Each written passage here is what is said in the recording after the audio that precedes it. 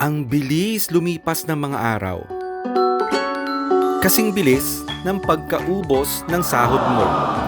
Isang tap, isang scan, tapos. Ang bilis ng pera ngayon. Pero real talk, alam ba natin kung saan talaga ito napupunta? Uso na ang cashless pero hindi dapat clueless. Hindi mo kailangan ng economics degree para mag-gets to.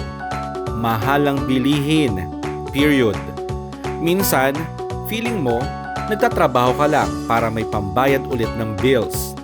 Tapos, andyan pa ang easy loans, pay later, at zero installment. Financial literacy? Hindi ito flex, kundi survival skill. Okay, so ano ba talaga yan?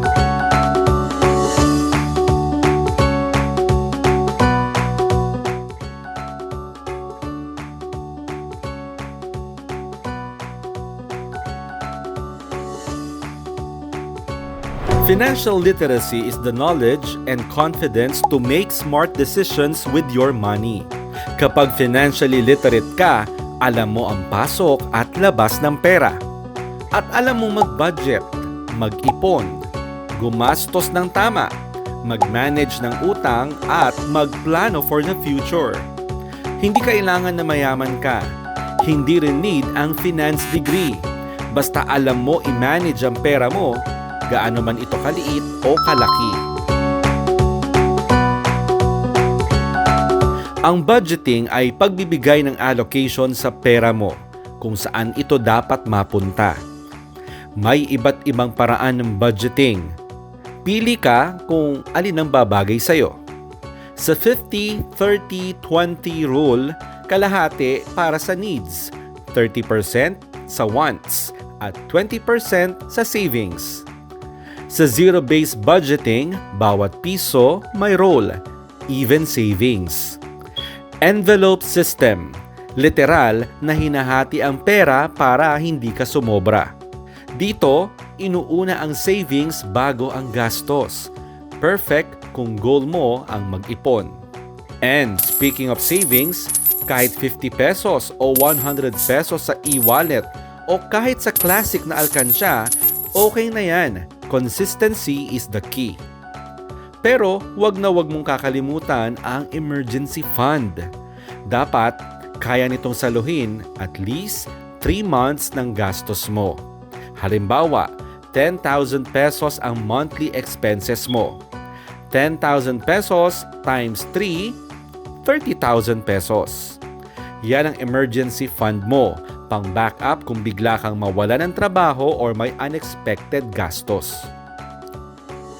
Also, remember to spend wisely. Tuwing sale, tanungin muna ang sarili, kailangan ba o budol lang? Hindi lahat ng utang masama, but you need to know the difference. Good debt helps you move forward.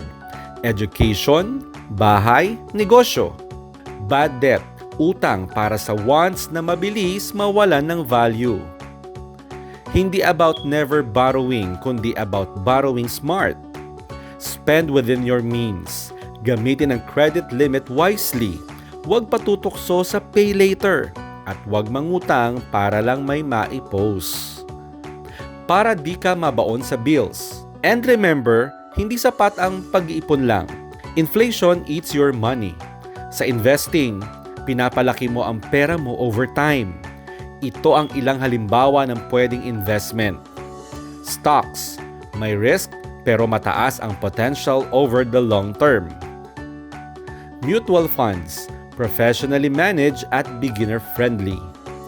Index funds o exchange-traded funds, low cost, long-term, hands-off.